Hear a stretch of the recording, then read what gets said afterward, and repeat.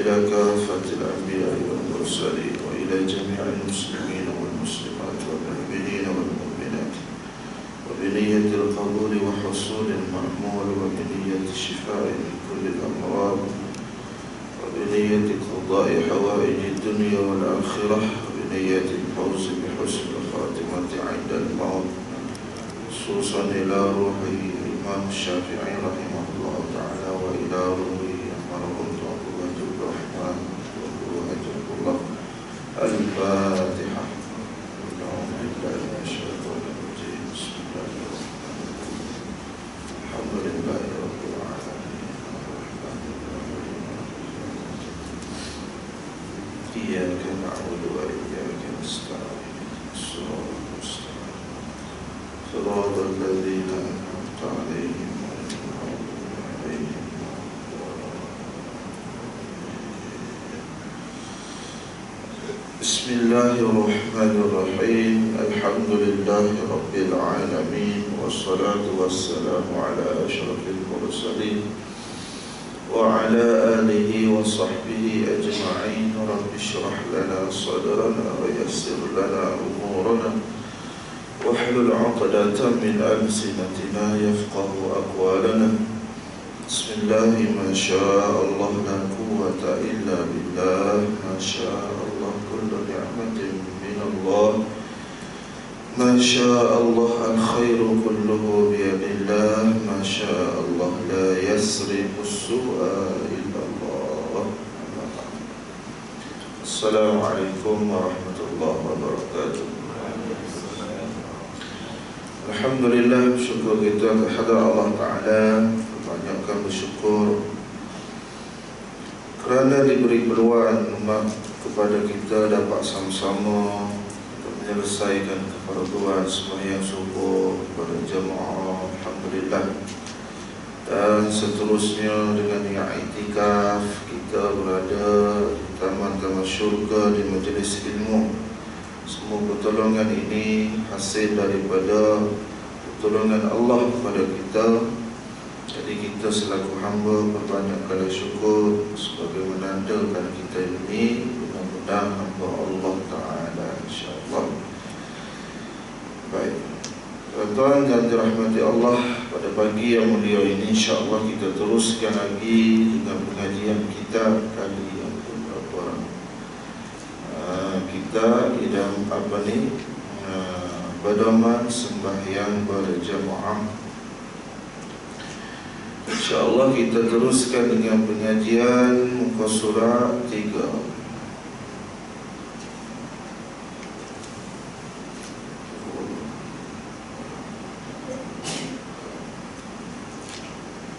Baris yang ke 10 daripada atas. Kata tuan guru kita, dia kata, dan adalah setengah salaf keluar ia pergi ke kebun tamar paginya. Bismillahirrahmanirrahim. Kata pengarang kitab, dan adalah setengah salaf, mana setengah daripada salafus salih terdahulu. Salaf ini maknanya orang yang selepas daripada hijrahnya Nabi 500 tahun, kata setengahnya 300 tahun. Itu jika orang yang tergolong daripada salafus salih. Selepas daripada 500 tahun itu tidak dinamakan salaf lagi lah. Ia panggil pula khalaf. Ulama daripada ulama khalaf. Salafus salih iaitu 500 tahun kata setengah, 300 tahun kata setengah. Jadi imam-imam kita, imam mazhab, imam bagi hadis, semua tu termasuk daripada salafus salih. Orang yang di kurun ataupun dikenali dengan kurun yang diakui oleh Nabi sallallahu alaihi wasallam. Mana? Kurun yang mana Nabi kata khairul quruni qarni. Nabi kata sebaik-baik kurun ialah kurun aku. Thumma yalinuhum, Nabi kata kemudian yang mengikuti akan aku, iaitu sahabat. Thumma yalinuhum, kemudian yang mengikuti akan sahabat, dikenali dengan tabi'in, atau mana kurung yang diakui. Selepas pada itu Nabi senyap. Masa kata Nabi senyap, Nabi terkata, jadi kita ni kurung yang tidak diakui oleh Nabi. Kerana sekali-kali kita bermegah-megah dengan kehidupan kita, dengan Islam yang kita tidak berpandukan dengan ulama terdahulu. Jangan. Sebaliknya kurun kita ini kurun yang tidak diakui lah. Kurun yang banyak maksiatnya kepada Allah Ta'ala. Jadi untuk kita selamat, kita belajarlah ataupun ambillah bantuan daripada ulama-ulama yang diakui oleh Nabi. Baik, itu dikatakan salaf. Baik, nak cerita apa? Nak cerita di sini tentang kelebihan sembahyang jemaah. Dalam fasa ni dulu nak cerita pada kita tentang kelebihan. Kelebihan ni sebagai taghrib, nak menggemarkan kita dalam beribadah, khususnya sembahyang jemaah ni. Nak menggemarkan, nak bangkitkan semangat kita untuk melakukan ibadah. Seperti mana orang duk cerita tentang sedekah. Sedekahnya pada waktu subuh ni, Masya Allah, begini, giam tak. Itu nak bangkit semangat kita ada harta. Daripada duk duk buat benda lain, kita sedekah. Itu nak bangkit semangat. Begitulah juga di sini, nak bangkitkan semangat kita dalam sembahyang berjemaah. Kita ingat satu lagi, bila dikaitkan dengan ibadat, dia ada cara-cara dia. Jangan terpesona, jangan terpesona lah, ataupun kita bagi apa saja, pengaruh sangat dengan kelebihan-kelebihan tu sampai tak belajar cara-cara. Sebab kita tahu apa sekalipun ibadat dia ada cara dia, ada peraturan dia. Jadi jangan jadikan kelebihan itu semata-mata belajar, tidak. Ini salah. Ini salah. Sedangkan kelebihan, dia nak memberi semangat saja kepada kita. Kita buat gini-gini, dapat gini-gini, walhasilnya apa yang kita buat tu mesti kena belajar. Jadi sembahyang jemaah ni banyak aturan dia. Akan datang dia akan bincang aturan-aturan, peraturan-peraturan sembahyang berjemaah. Baik. Jadi fasa ni nak cerita dulu tentang kelebihan. Baik. Mana kelebihan lebihnya sembahyang jemaah ni? Dia kata adalah setengah salafus salih terdahulu keluar, ia pergi ke kebun tamar bagi salaf tadi. Dia pergi ke kebun tamar dia. Ni orang yang di tanah Arab lah ceritanya ni. Dia ada kebun tamar. Kemudian balik ia salafus salih. Tiba-tiba manusia sudah sembahyang asar, yakni sudah sembahyang asar berjemaah. Berjemaah tu di tempat dia lah, di kampung dia tu orang siap dah sembahyang asar. Maknanya sembahyang asar berjemaah siap. Lalu dia pun apa ucapan dia? Maka mengucap ia, inna lillahi wa inna ilaihi raji'un. Luput dah aku sembahyang jemaah ini, dia kata. Dia ucap inna lillah. Macamlah orang mati. Biasa kita orang mati, dia ucap inna lillah ni. Itu terbiasa, benda yang biasa pada kita. Sebenarnya inna lillah ni Bukan untuk orang mati saja. Suatu-suatu bencana, suatu-suatu ujian yang dikenakan pada kita, dan sunat kita menyatakan inna lillahi wa inna ilaihi raji'un. Sunat. Jangan duk melatuh ikut dah, ya tak? Kalau orang puan duk cara, tu jangan gitu. Tu latah apa ni? Dipanggil latah lah. Latah. Ataupun orang curi sikit ngaruh ikut dah. Ataupun nak jatuh sikit ngaruh juga. Tu. Sebaliknya kita kenapa? Kita kata ni inna lillahi wa inna ilaihi raji'un. Sunat. Dan lafaz ni, panggil lafaz ni, nama dia apa? Nama apa lafaz ni? Orang mati tu sebut sama ni yang ni. Tahu tak lafaz ni lafaz apa? Nama dia ada nama. Lupa bismillah juga. Bismillahirrahmanirrahim ada nama dia. Apa nama dia? Basmalah, tu nama dia. Alhamdulillahi rabbi, atau alhamdulillah saja. Nama dia apa? Hamdalah, tu nama dia. Subhanallah, subhanallah, kita duduk tasbih. Nama dia apa? Tasbih. Nama dia Subhanallah, nama dia tasbih. La ilaha illallah, la ilaha illallah, kita duduk ngatik tu, duduk tahlil tu. Nama dia apa? Tahlil. Orang duduk marah tahlil, sedangkan orang duduk apa? Tahlil ni duduk la ilaha illallah. Marah orang duduk sebut la ilaha illallah. Tak? Baik, tu nama dia, ada nama. Ni nama dia apa? Tanya sikit. Apa ngatuk belakang? Nama dia apa? Kau jawab tu. Inna lillahi, ada nama dia. Kita ada nama kan? Kita ada nama. Ada nama dia. Nampak muslimat jawab. Nama dia je kalimah inna lillahi wa inna ilaihi raji'un. Nama dia taraji'. Taraji', itu nama dia. Orang panggil kalimah ini, ayat ini ayat taraji'.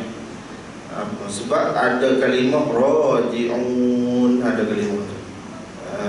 Itu nama tu sepenuh daripada ada kalimah raji'un tu lah. Dia panggil nama ayat ini taraji'.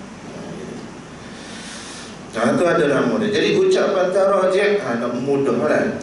Bila ada nama tu mudah sikit orang faham lah. Taraji'. Bila sebut nama, bila sebut kalimah taraji' ni, ucap kalimah taraji' ni, dan disunatkan di mana-mana tempat yang kita kena musibah. Kita terjatuh, innalillahi wa inna ilaihi raji'un.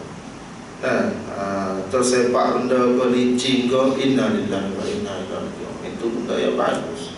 Itulah yang diajar. Sebab apa? Sebab perkara itu tak lain, bukan hak kita.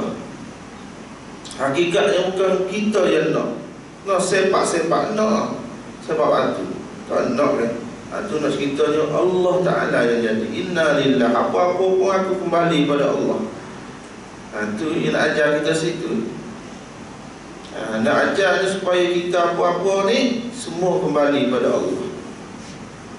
Semua ini perbuatan daripada Allah. Balik dia, ucap dia, Allah, aku tak ada apa. Dan bukan kehendak aku jadi kena ni. Macam mana? Gitu. Kehendak Allah, kembalilah kepada dia. Gitu. Anak kita mati, dan kena musibah tu, kena musibah ni, Allah Ta'ala, Allah Ta'ala, aku tak ada apa. Gitu.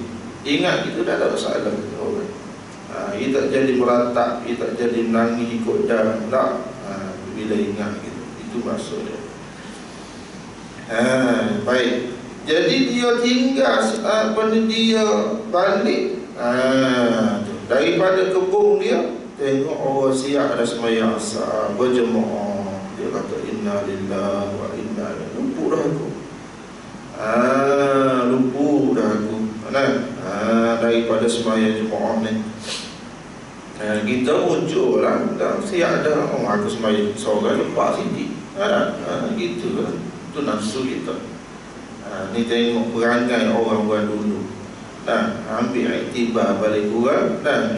Kita nak buat tu dengan nafsu kita yang yalah tuan-tuan, okey. Yang nafsu kita tu malah tu.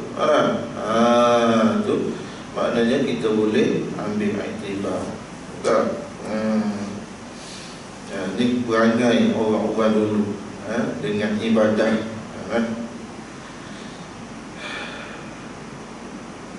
Maka ia pun bila dah dia kata itu inna lillahi wa inna ilaihi raji'un, maka ia pun jadikan kebunnya sedekah kepada miskin-miskin ganti kerugiannya.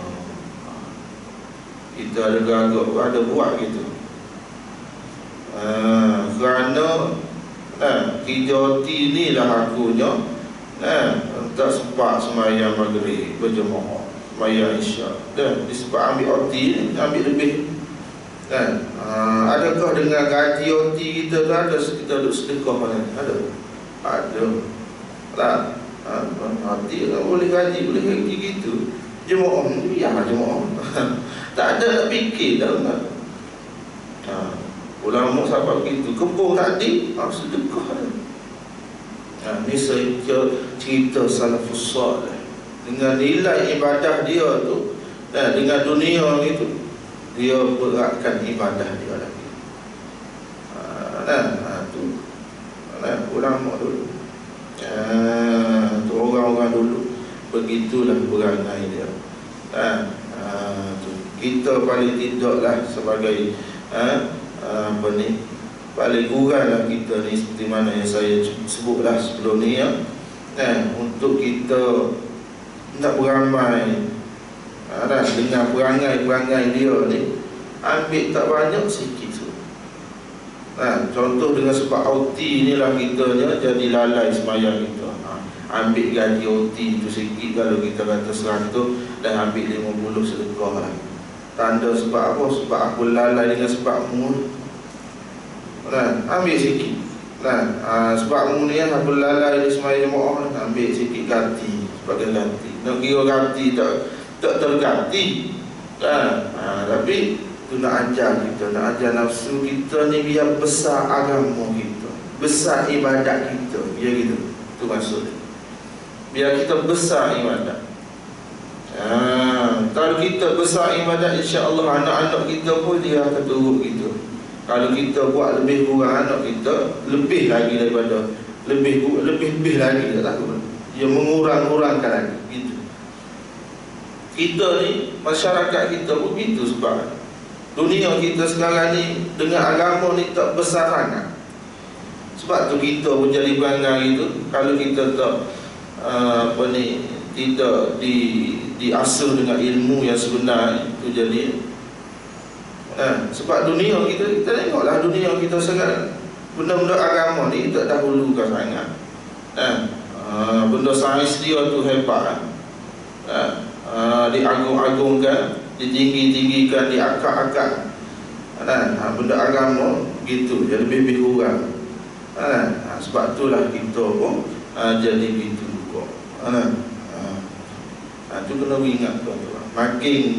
Makin hari ini, kita makin ke depan ni, makin nak jumpa Dajjal ni, macam-macam lah. Dan kehidupan dalam banyak rosaknya dan sebagainya. Jadi maknanya biar ada dalam hati kita, besarkan ibadah kita, agama kita. Ulama dulu ni jadi agama dia tu kuat, sebab dunia tu dia tak pandang sangat. Dia membesarkan lagi akhirat. Walaupun dia bukan ada dunia, dia ada kebun. Dia ada kebun, dia ada perusahaan, dia ada niaga, dia ada. Sahabat lagi akan datang kita bincang. Tu sahabat Abdurrahman bin Auf. Seorang yang kaya raya dia. Kaya dalam ibadah dia beribadah kepada Allah Taala, dia dahulukan. Kaya dia tu sampai satu ketika kaya dia cerita sikit. Abdul Rahman bin Auf ni, dia ada cita-cita nak jadi orang miskin. Sebab apa? Sebab dia tahu kelebihan orang miskin ni. Dia ada cita-cita nak jadi miskin. Dan bila dia cita-cita, dia buat kan? Mana? Dia beli taman yang kering dengan sahabat-sahabat. Maklumlah yang kering ni orang tak makan dah. Kering. Kita sekarang makan yang basah-basah gitu kan. Yang kering, dia beli yang kering. Dia nak jadi miskin. Beli. Beli sahabat tu, beli sahabat ni, beli semua. Dia beli yang kering. Bila dia beli yang kering, maknanya benda tu pada masa tu tak ada nak beli lah, benda kering. Tu yang nak jadikan dia tu miskin. Bila dia beli tu, orang lain tu jadi kaya. Antaranya nak tolong orang lain, dia jadi miskin. Tapi takdir Allah Ta'ala, bila orang tu dah kaya, kaya situ lah. Mana? Ada seorang pemerintah daripada Yaman, negeri Yaman pada masa tu, mencari-cari kurma kering. Sebab apa? Sebab nak buat ubang. Tu nak buat ubang. Menjadi ubang besar pada masa tu kurma kering. Tu Allah Ta'ala takdir nak jadi cerita. Dia cita-cita nak jadi miskin lah. Dengan adanya kurma kering tu, orang tak beli, jadi miskin lah dia. Habislah modal dia situ, ada miskin. Tapi tidak. Allah Ta'ala utuskan di negeri Yaman pada masa tu kurma kering lah. Kalau penyakit ni nak sembuh, kena ada kurma kering. Begitu. Orang Yaman dia cari lah, mana ada kurma kering. Tanya di Madinah, siapa ada peniaga yang jual kurma kering, nak beli semua. Sebab ada penyakit ni, satu penyakit negara dia ni nak sembuhkan dengan kurma ni. Bila gitu orang tanya ni, tak ada dah, saya tak ada dah orang beli dah, saya tak ada dah beli. Gini, tanya Abdul Rahman. Dia ada jual. Sebab dia ada beli yang saya. Gitu. Kita. Bila kita tanya dia, ada. Orang beli tu 3 kali ganda lagi. Sebab nak buat ubah besar ni. Buat kawi. Nak buat ubah besar. Orang beli 3 kali ganda lagi daripada apa yang dia beli. Dia beli, contoh kita kata RM10 sekilo, orang beli RM30 sekilo.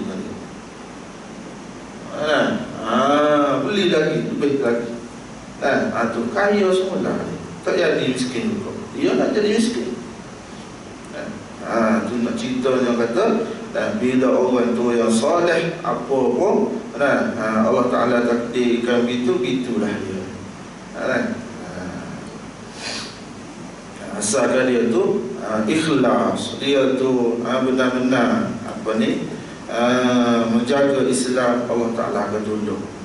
Tak kita miskin, tak kaya pun miskin, ada begitu je. Kita bersabar, sudah syukur. Orang yang kaya dia bersyukur, sudah syukur. Kalau kaya tak bersyukur, dia ada juga. Itu di antara. Itulah sahabat. Ini kita salafus salih. Sedekah berakalah daripada kebun dia tu kepada fakir miskin, dengan sebab terlalai dia daripada sembahyang asar berjemaah. Dan adalah Abdullah ibn Umar radhiyallahu anhuma. Ini Abdullah ibn Umar, iaitu anak Sayyidina Umar. Dia kata luput jemaah sembahyang Isyak. Luput jemaah sembahyang Isyak, maka sembahyanglah ia Abdullah bin Umar ni pada malam itu hingga naik fajar. Dia luput sembahyang Isyak. Abdullah bin Umar tak sempat sembahyang Isyak berjemaah, lalu dia pun sembahyang pada malam tu sehingga naik fajar. Kenapa? Kerana tampal kerugian itu. Nak tampal, nak tampalkan kerugian yang dia tetap sembahyang jemaah. Ini cerita ulama sahabat Nabi. Perangai dia macam itu. Tu. Allah Akbar. Itu dia menitik beratkan tentang ibadah. Sampai begitu. Dan berkata setengah salaf, tiada salaf di sini ulama menyebut, iaitu kata-kata ini kata daripada Hasan al-Basri, iaitu tiada meluput akan seseorang oleh sembahyang jemaah melainkan dengan sebab dosa yang mengena ia dosa akan dia, akan seorang. Tak lain tak bukan kalau kita ni, kalau kita ni ada yang tak sempat sembahyang jemaah, tu sebab kita ada dosa. Ada dosa yang kita tu tak tahu buat segera tu. Tu maknanya. Tu kata tu. Disebabkan seorang itu boleh luput je jemaah, tak lain tak bukan dengan sebab dosa lah. Jadi dosa ni yang boleh penyebab juga kepada kita daripada melakukan ibadah. Dia sebab apa? Sebab dia tutup hati kita, jadi kita ni terlalai. Sebab tu lah. Ada orang dulu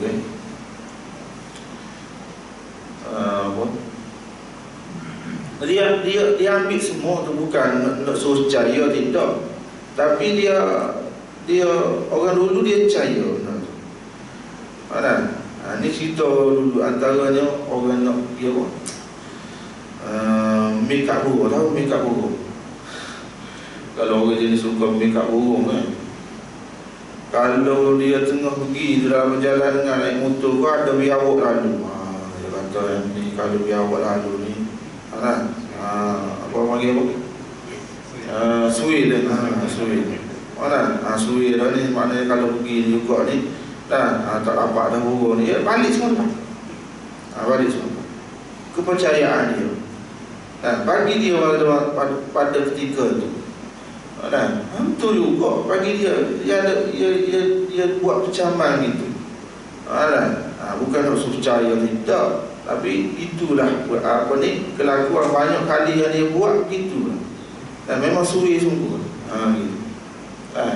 Kita pada benda tu bukan nak percaya, tapi itulah antaranya kepercayaan orang. Memang sungguh. Allah Ta'ala bagi apa yang nak tu. Sebab dia zong gitu kan. Orang betul ya kan. Macam mana? Gitulah kita ni pun lepas ibadah ni kita kena tahu juga. Sebab apa aku terlalai pada satu benda ni, satu ibadah ni, akan dosa. Kena tahu. Kena dosa. Kena cek mana dosa aku. Itu ulama kita. Ini kita tentang ibadah.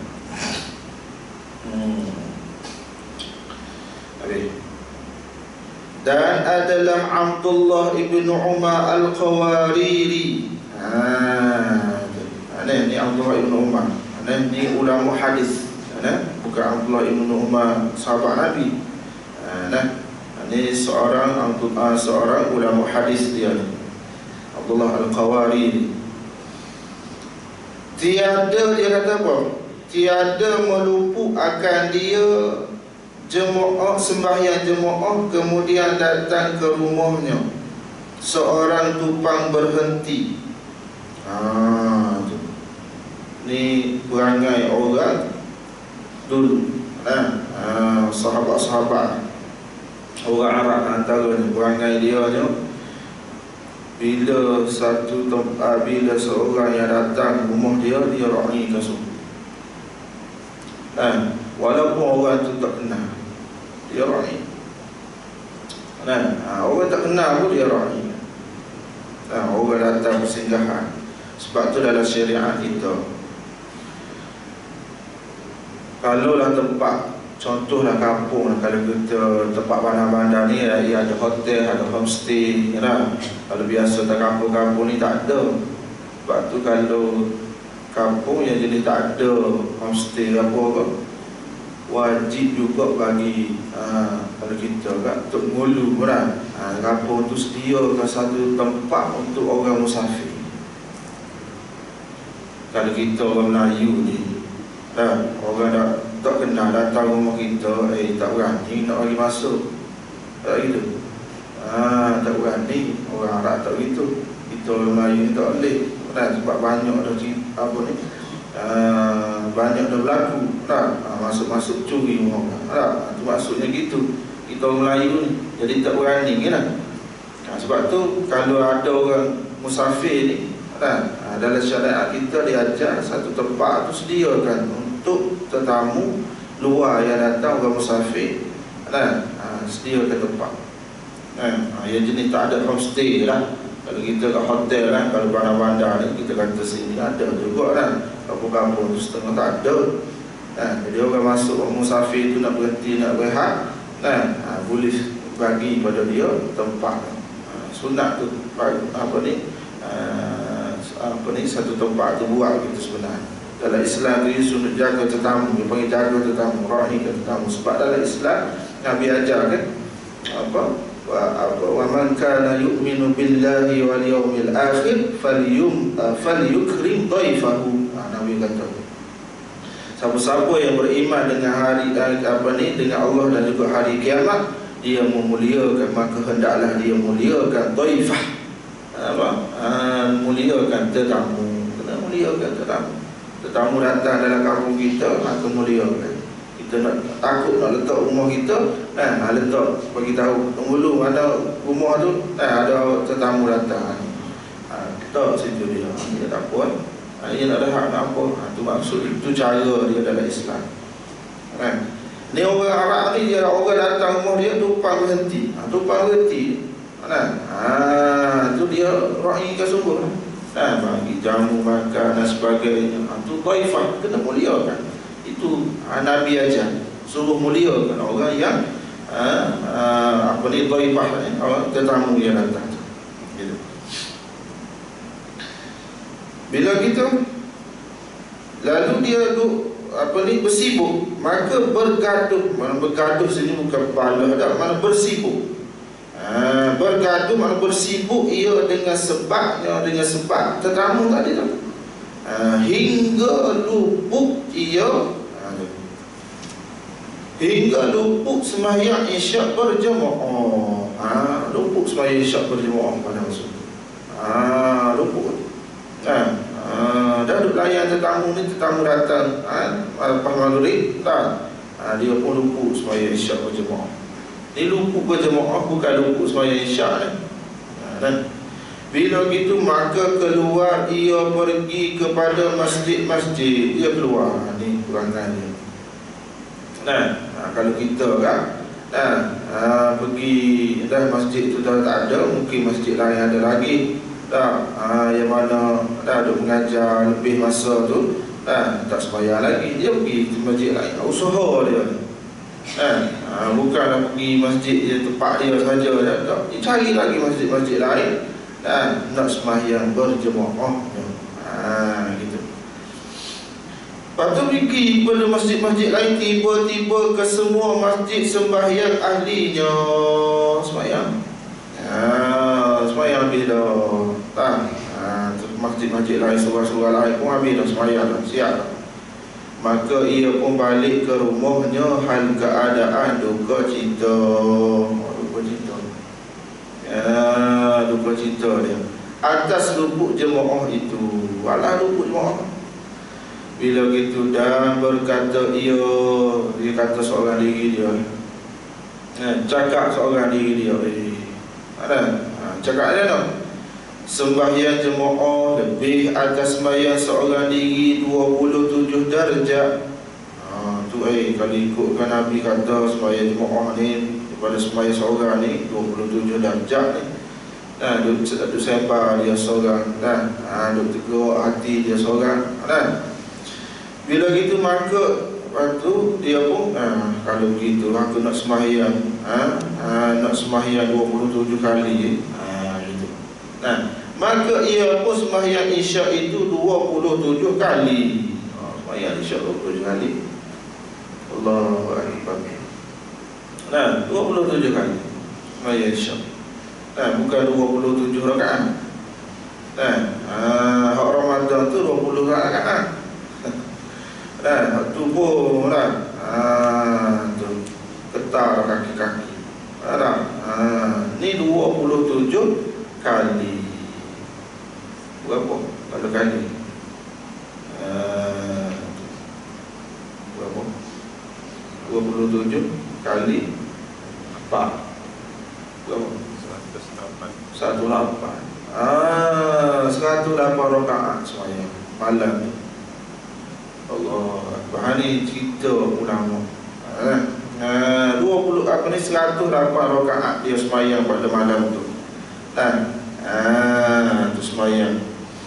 Sebab nak ganti tu juga nak ganti juga. Padahal dia tak dapat juga walaupun sembahyang 27 kali pun dah orang ni sembahyang sekali saja. Tapi dengan berjemaah lebih lagi daripada 27 kali. Bila begitu maka ia pun sembahyang jemaah sembahyang Isyak itu 27 kali sembahyang rumah. Kemudian tidur.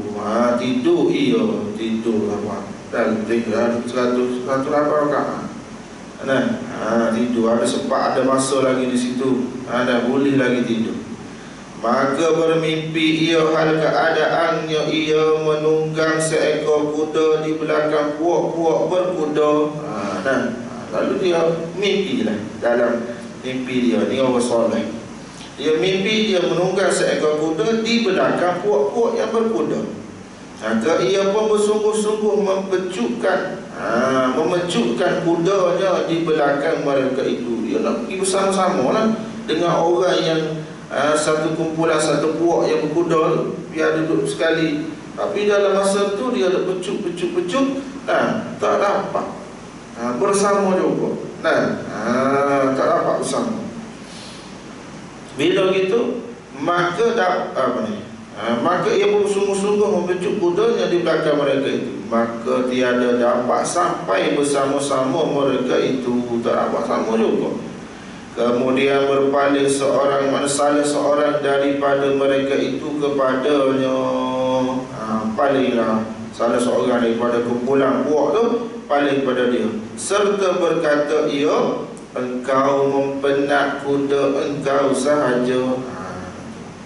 Engkau mempenatkan diri kamu saja. Duk sembahyang 27 tu. Ibarat gitu. Duk sembahyang 27, duk sembahyang 108 rakaat tu penat dirimu je. Kalau kuda tak dekat mana penat kuda kamu saja je. Padahal engkau tidak boleh bersama-sama akan kami. Kamu tak akan sama dengan kami sembahyang 1 rakaat, 1 sembahyang saja. Tapi berjemaah kamu 27 tak akan sama. Kami ni duduk menunggang ni, dan ramai-ramai kamu duduk menunggang seorang belakang, tak akan sama, tak akan sampai. Gitu.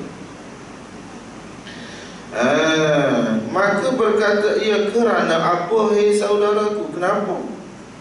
Tak boleh ni. Kenapa ni? Aku tak boleh bersama dengan kamu walaupun aku dah pecut dah kuda aku ni. Kalau ikutlah kuda aku dengan kuda kamu ni, dah laju kuda aku ni, tapi tak dapat juga ni. Kenapa ni? Kenapa saudaraku? Dia tanya kepada orang yang berkata pada dia. Maka jawab seorang itu, kerana bahawasanya kami sembahyang, kami akan Isyak berjemaah, dan engkau sembahyang engkau hal keadaan seorang engkau. Itu sembahyang tak mencapai juga.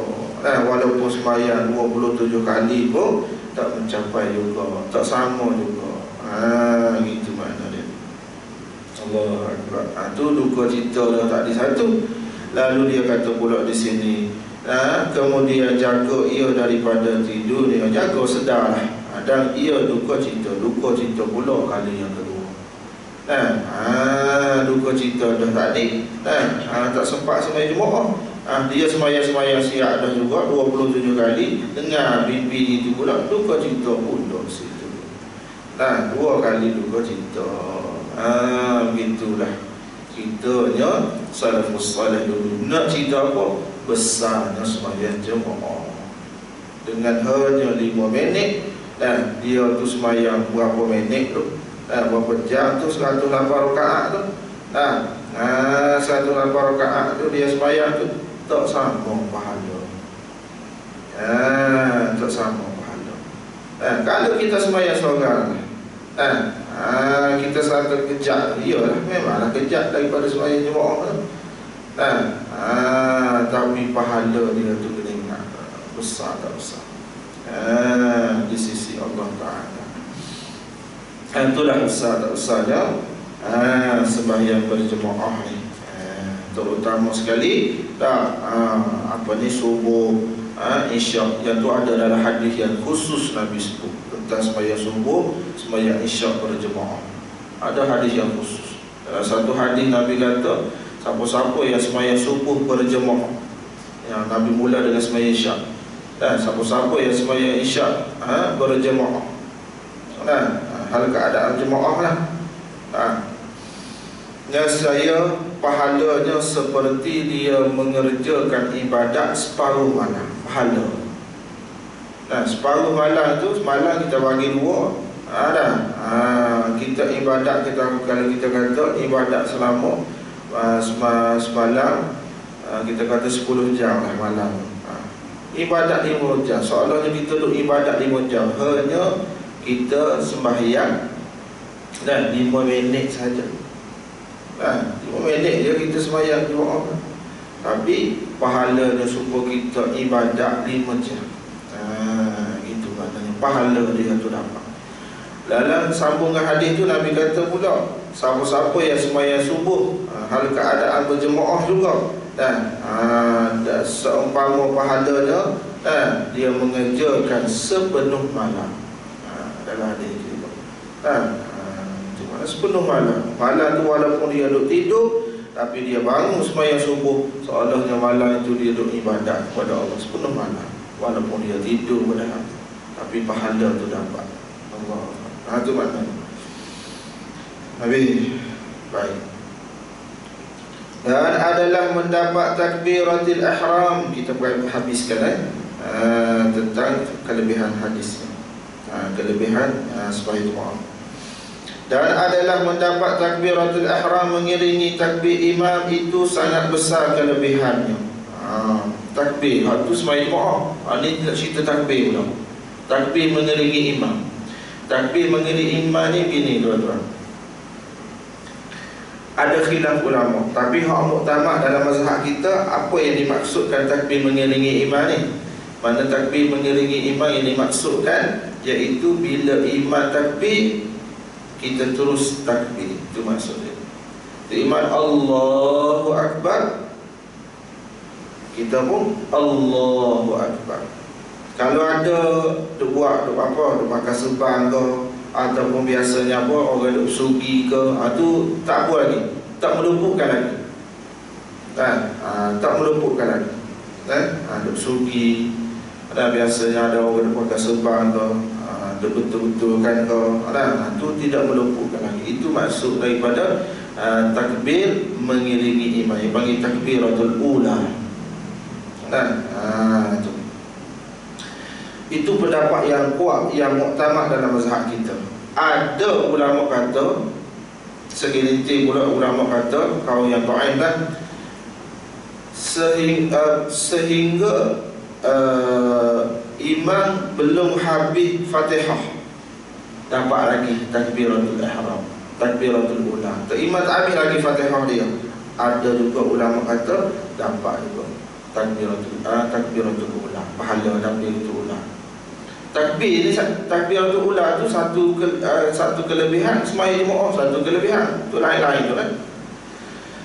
Ada ulama kata yang boleh juga untuk kita amalkan, iaitu sehingga sebelum imam rokok. selagi imam tak rokok, selagi itulah dapat pahala takbiratul ula. Ada juga ulama kata gitu. Itu kau yang dhaif kan. Nak cerita dulu, kau yang muktamad, iaitu selepas imam takbir terus kita takbir. Itu takbiratul ihram mengiringi imam memang ni. Mengiringi imam. Kelebihan dia besar. Mana? Ni hadis ni yang akan dicerita tentang kelebihan mengiringi imam. Dan antaranya hadis yang kita baca dah sebelum ni, dan dapat dua kelepasan, kelepasan daripada api neraka dan juga kelepasan daripada sifat munafik. Dan lupuk ia amat rugi. Kalau lupuk tu amat rugi. Tu. Amat rugi kalau lupuk. Makna benda duduk depan mata tu. Dah lagi duk main benda lain. Kalau jadi budak-budak dah. Duk main benda lain. Duk buat benda lain lagi. Benda duduk depan mata tu. Itu maknanya biasa nak berlaku benda ni mana? Terawih terawih 20 rakaat. Tu imam nak rokok baru takbir. Tu imam nak rokok tu baru lah takbir. Tu kata sakit orang macam mana sakit. Tu biasa. Tu biasa. Bukan budak-budak tu bukan ngau tua juga. Ramai kita semuanya 20 rakaat. Tu imam nak rokok baru lah takbir. Tu rugi semua. Benda depan mata. Dan lupuk itu amat rugi. Tersebut di dalam Jauharul Mawhu. Ini nama kitab ada disebutkan juga dalam kitab Jauhar Mawhu. Jauhar Mawhu ni kitab yang dikarang oleh Tok Wang Ali Kutan, yang asal Kelantan. Yang mana dia ini guru kepada guru pada Tok Nali. Kita masyhur dengan Tok Nali kan. Ini Jauhar Mawhu ni, pengarang kitab Jauhar Mawhu ni Tok Guru bagi Tok Nali. Nama dia Tok Wang Ali Kutan. Dia ada satu di daerah Pasimah, nama Kampung Kutan. Kampung Kutan, ada Kampung Kutan daerah Pasimah. Di Kelantan ada nama Kampung Kutan. Itu asas itu pengarang kitab Jauhar Mawhu ni. Dan riwayat baik. Habis itu disebut dalam kitab Jauhar Mawhu. Saya nak habiskan ni tolong ambil masa sikit. Habiskan tajuk ni. Saya baca laju sikit lagi. Ini tentang kelebihan sembahyang takbiratul ihram Dan riwayat daripada Abdul Rahman bin Auf radhiyallahu anhu bahawasanya datang baginya perniagaan di Mesir 400 unta dengan muatannya. Abdul Rahman ni orang kaya dia. Orang kaya.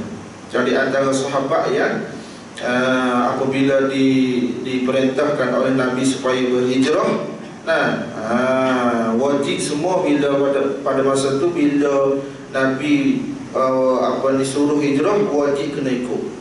Wajib kena turun. Bila turun, semua harta benda kena tinggal. Dia kaya, orang yang kaya di Mekah pada masa. Bila Nabi suruh hijrah, dia tinggal semua, pergi tangan kosong Madinah.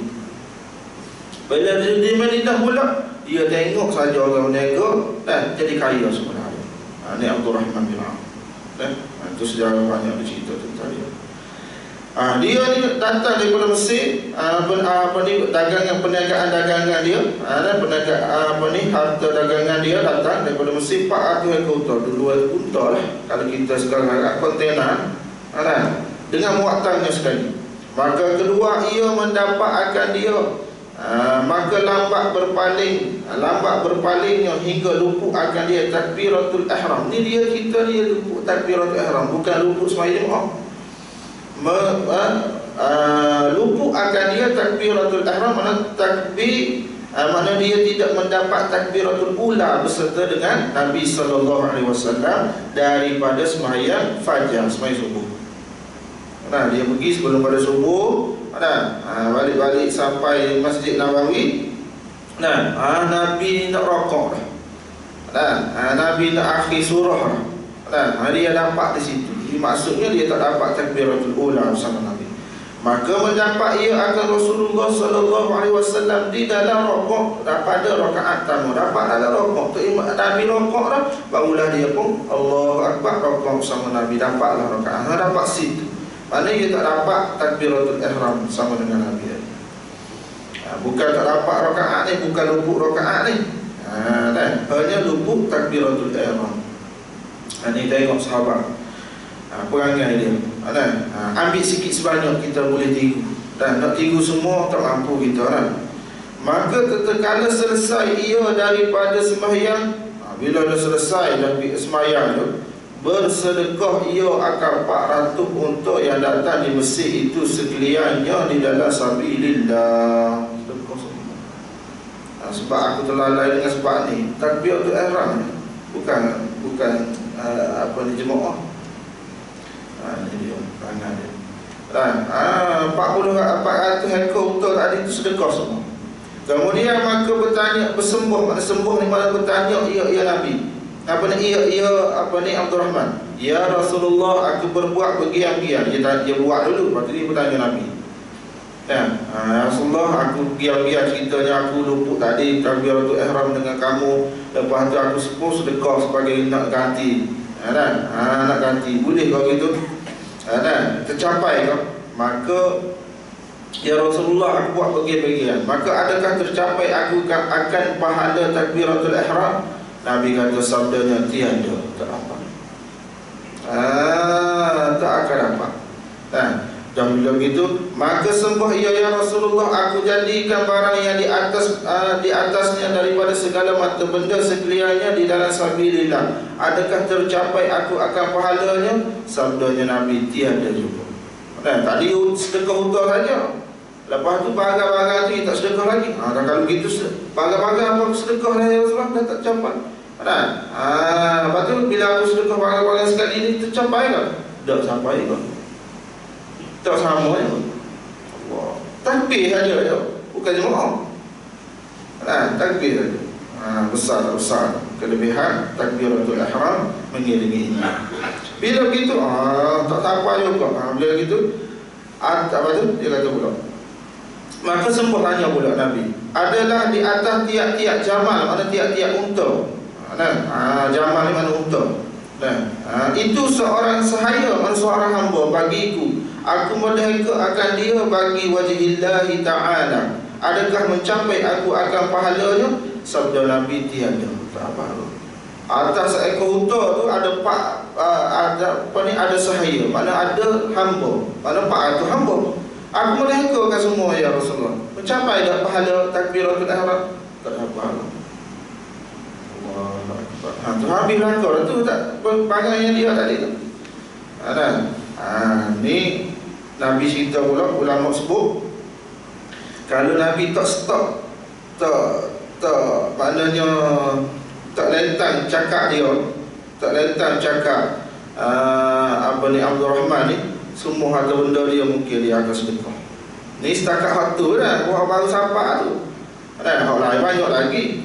Nabi pun bila dah dia bagi dah semua dah begitu, hak melalaikan dia tu, Nabi pun datang lalu, hei Abdul Rahman, kata, hei Abdul Rahman, jikalau ada dunia dan barang yang di dalamnya dalam dunia ni daripada harta kamu dan engkau jadikan di dalam sabilillah, tiada mencapai akan kelebihannya. Tak akan sampai. Dunia ni hak kamu. Dan kalau kamu sedekah sekali dunia, hak isi-isi sekali pun tak akan mencapai kelebihan takbiratul ihram. Nabi lentang lalu. Kalau tidak, dia akan bagi semua. Tu besar tak besarnya kelebihan takbiratul ihram mengiringi imam. Itulah kitanya antaranya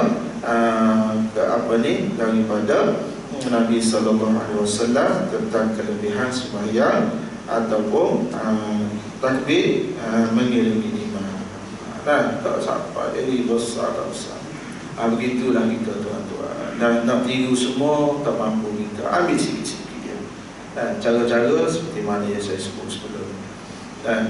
Biar kita ambil sikit perangai-perangai dia sahabat ni letak dalam diri kita.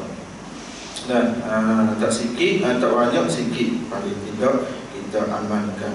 Mudah-mudahan di situ bila kita amal gitu menunjukkan kita ni apa? Menunjukkan kita ini dan ikut akan perangai dia, kita mengutamakan ibadah kita daripada duniawi kita. Itu yang kita nak situ. Bila kita dahulukan ibadah, bila kita dahulukan Allah Ta'ala, dan semua perkara Allah Ta'ala akan tolong kita. Akan tolong kita. Banyak kita tak dapat pertolongan Allah ni sebab apa? Sebab kita dahulukan dunia kita. Dunia kita ni sendiri ni tak mendahulukan akan perintah Allah, tapi dahulukan perintah manusia. Itu jadi masalah. Tidak agung-agungkan perintah Allah, tapi agung-agungkan perintah manusia. Ini masalah. Itulah paling tidak kita nak cerita orang ni tak akan habis nak cerita orang ni. Letaklah pada diri kita. Bila kita beraji, kita beramal, letak pada kita membesarkan akan agama kita, membesarkan agama Allah Ta'ala. InsyaAllah di situ dapat pertolongan Allah. Gitu. Ini kelebihan saja tuan-tuan, kelebihan. Nak bagi semangat pada kita untuk kita dapat lakukan. Mudah-mudahan di situ bila bangkit semangat kita, kita ibadah kepada Allah Ta'ala ni dalam keadaan sempurna, insya-Allah. Itu kita belajar di situ lah. Setakat itu dia kata wallahu a'lam. Fasal yang kedua pada menyatakan syarat-syarat bagi sahhul wah. Ini baru kita akan masuk perbincangan sembahyang Jumaat yang sebenar. Panggil aturan-aturan sembahyang Jumaat yang sebenar. Iaitu nak bagi semangat saja, dan kelebihan-kelebihan bagi semangat yang ni sebenar sebab kita duduk sembahyang. Duduk sembahyang ni, Jumaat ni ada cara-cara dia. Ada aturan dia. Tak tahu aturan ni boleh menyebabkan tak sahnya sembahyang kita. Bukan tak sah Jumaat saja, boleh menyebabkan tak sah juga Jumaat. Apa dia Jumaat kita. Setakat itu dulu. Wallahu a'lam. Ada soalan? Ustaz, yang takbir Alhamdulillah kan? Semua orang tu dia serentak dengan imam. Ini masalah lah. Dan takbiratul ihram ni mengiringi imam. Dan maksud mengiringi imam ni, biar imam tu siap dulu. Bukan mengiringi ni sekali ke serentak, tak. Kalau masalah takbir dengan masalah salam dua, dia tak boleh sekali, dia tak boleh dahulu, tak boleh. Ada pun rukun lain boleh. Rukun lain boleh, mana? Rokok sekali. Tu imam, makmum rokok sekali, boleh. Cuma makruh. Sah lagi lah. Tapi kalau takbir sekali, Allahu Akbar, bukan kat takbir, lafaz takbir, Allahu Akbar, tu imam Allah, dia pun Allah juga sekali, tak sah. Ataupun tu imam tak habis lagi, tak habis bab lagi, dia tak sah juga. Jangan ni tahu kelebihan saja. Tahu kelebihan saja, betul lah kelebihan tu. Tapi tak belajar. Nak kejar. Tu imam tak habis lagi bab, tu jadi masalah. Itu tak sah. Kalau mengiringi kalau sekali ataupun tak habis lagi ke, itu tidak sah takbir. Bila tak sah takbir, tak sah sembahyang. Gitu. Jadi kena jaga juga yang ni. Ngaji kelebihan sangat, jadi tak belajar tentang aturan-aturan, akan datang dia bincang tu. Kalau masalah takbir tak boleh sekali ataupun tak habis lagi imam takbir, kita takbir lah, nanti tak boleh, tak sah. Tak boleh. Allah. Ada lagi? Sila. Kalau kita sama jemaah, kita terlepas kumpulan pertama. Okey. Kita datang kumpulan kedua. Kita dianggap berjemaah. Enggak bang. Asal kalau jemaah dia tak mesti, tidak mesti jemaah yang pertama. Jemaah yang tak mesti jemaah yang pertama, tak mesti. Asalkan kita berjemaah. Asal berjemaah. Dan jemaah masa mana tak ada masalah. Asal berjemaah. Kalau biasa kita di masjid ni, jadi nampaknya macam yang jadinya macam jemaah yang pertama tu tak. Jemaah pertama sebab gitulah. Dia ada situ, orang ada situ, orang yang lain datang dan nak jemaah pula tak ada masalah. Asil jemaah tu maksud.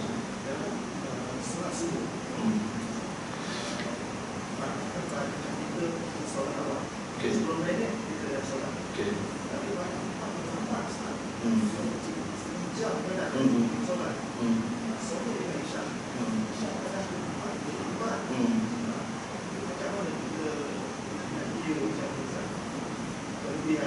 Kelebihan.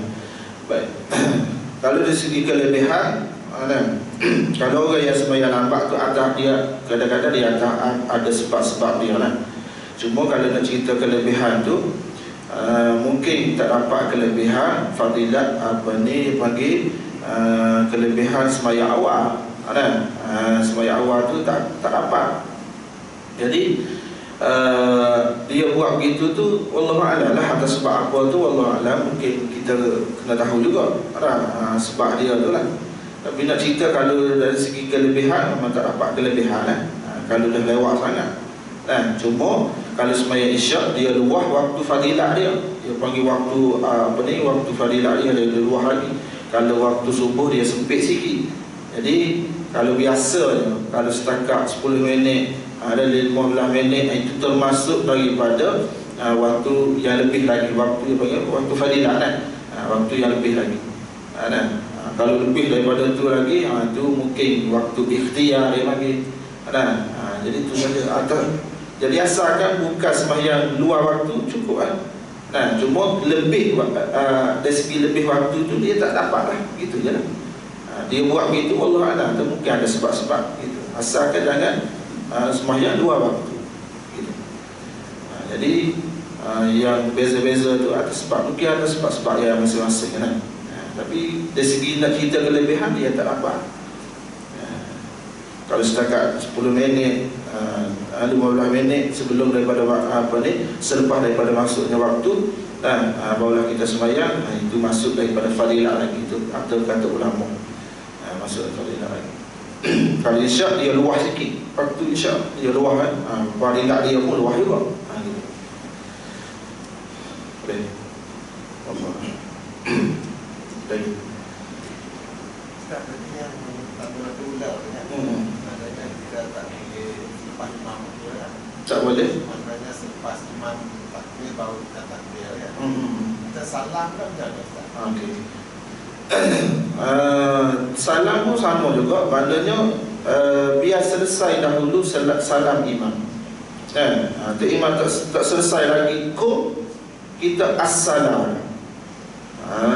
Jadi dia dikum, dia perkiraan dikum. Assalamualaikum. Adapun warahmatullah tu sunnah.